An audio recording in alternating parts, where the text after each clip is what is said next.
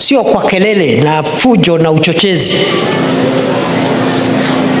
Na ndio sasa, kwa sababu tuko area, tunasema hata sisi tungetaka watu wetu wawe watulivu, watu wa kazi, watu wa amani, na tusikuwe watu wa fujo.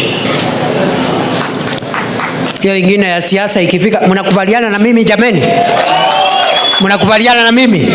Wangapi wanakubaliana na mimi tukae namna hiyo? Na msiwe na wasiwasi ya siasa. Kuna watu wanatishatisha watu hapa. There is no problem.